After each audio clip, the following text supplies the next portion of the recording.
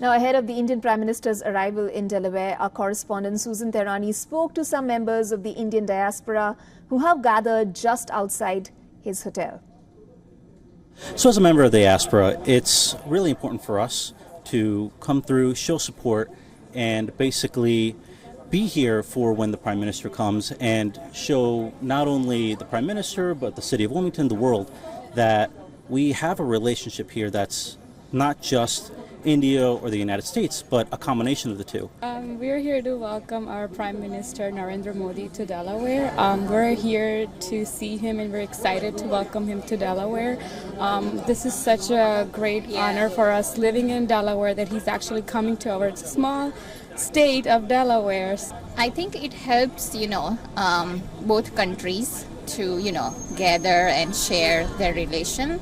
And our Prime Minister Modi, he has done so much for our country.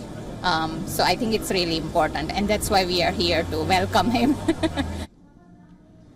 Well, joining us live now from Delaware is our correspondent Susan Tehrani. Hi, Susan. I'm told that you are at the DuPont Hotel in Wilmington, the very hotel where Prime Minister Modi is to arrive after he lands in the United States. Tell us what you're seeing around you. Tell us about the security arrangements that are in place there. Yeah, as you can see, it is a vibrant atmosphere outside of the DuPont Hotel. We have these beautiful performers who are waiting for Prime Minister Modi to come. They've been here since the morning. They've been performing, and they've really changed the mood and the atmosphere of what was really a pretty quiet street and what probably normally is. They've been performing. I want to talk to one of them and really talk about how, why is it so important that Prime Minister Modi has come, and why is it so important for you guys to gather here? If you can step forward, I can talk to you. So we all are Indians, and we are so excited to have him. We're so excited to have him come to Delaware, which is basically the sister state of Gujarat. Yeah. So we are very excited to perform. We're going to be performing a little Garba for him because he's from Gujarat and we know that he loves Garba. And that's it. We're really, really happy. Yeah. So excited to see him. Okay. And the fact that he's coming to Delaware, which is basically Biden's state. So we are which is an honor excited. for us that he's coming to Delaware. And you have American and Indian flags together.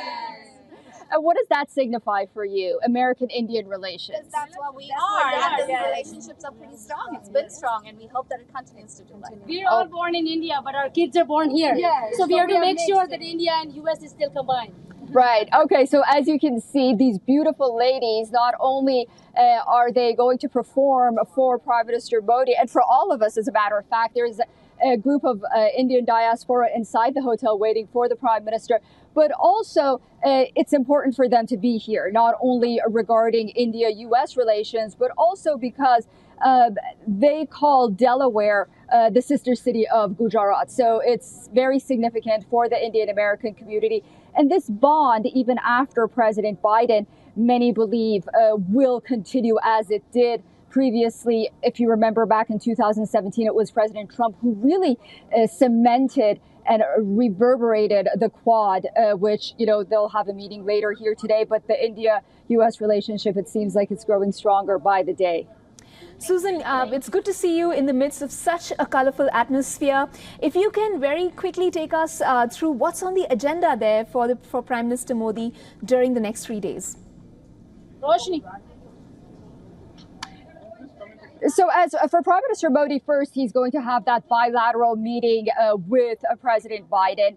We're expected to hear about it afterwards, despite the fact that the White House usually really likes to promote these kinds of meetings. It's very restricted to the press.